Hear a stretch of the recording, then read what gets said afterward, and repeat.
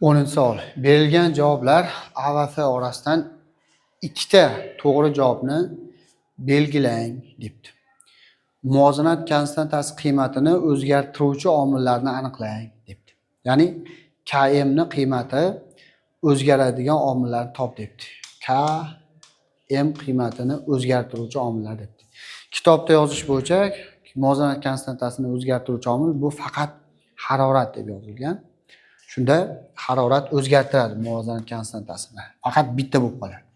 Lekin qolganlarni ko'rib chiqamiz. Konsentratsiya Km ni qiymatini o'zgartirmaydi. Bu degani konsentratsiya o'zgarganda muvozanat konstantasining qiymati o'zgarmaydi degan javob bo'ladi. Ya'ni masala ishlayotganda bitta moddaning konsentratsiyasi o'zgarsa muvozanatda, keyin yangi muvozanatning qiymati dastlabki konsentratsiya o'zgarmasdan oldingi muvozanat konstantasi qiymatiga teng bo'ladi. Ya'ni konsentratsiya o'zgarsa, Km qiymati o'zgarmaydi.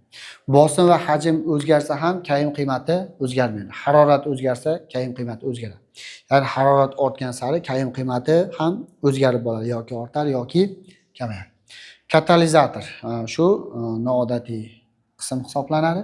Katalizatorning miqdori o'zgarsa, Km qiymati o'zgarmaydi. Lekin katalizatorning turi o'zgarsa, Km qiymati o'zgaradi. Nima demoqchiman? Masalan, ammiak hosil bo'lish reaksiyasida azot bilan vodorod olib ishlatganimizda ammiak hosil bo'ladi.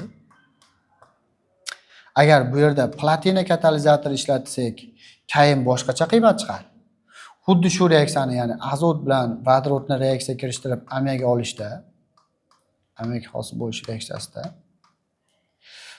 bu yerda platina emas, yana ishlatsa bo'ladi. Temir, kaliy oksidi va alyuminiy aralashmasini ishlatsa bo'ladi. Temir, alyuminiy, kaliy oksid, alyuminiy oksidni shunaqa edi. Temir, kaliy oksid va alyuminiy oksid aralashmasini ishlatsa bo'ladi. Bu katalizator olganda bu yerda Km qiymat boshqacha raqam chiqadi, bu yerda Km qiymat boshqa raqam chiqadi.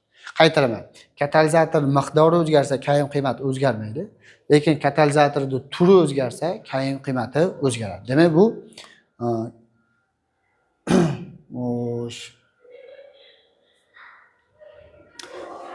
miqdori deb hisoblaganda o'zgarmaydi deb olardik. Turi deganda o'zgaradi deb olardik. Endi bu hozircha noma'lum.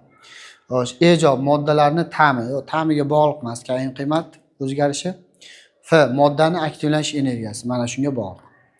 Aktivlanish energiyasi degani harorat bilan bir xil narsada, ya'ni moddani qancha haroratda aktivlanadi, shu aktivlanish energiyasi hisoblanadi. Shunda haroratga bog'liq son bo'lgani uchun, harorat o'zgargani uchun aktivlanish energiyasi ham haroratga bog'liq bo'lgani uchun Km qiymati o'zgaradi. Shunda S bilan F javob to'g'ri bo'lib qolyapti. S va F javob. Mana bu D javob ham to'g'ri, faqat u mavhumroq. Katalizatorda turi o'zgarsa, Km qiymati o'zgaradi. Demak, to'g'ri javob S bilan F javob.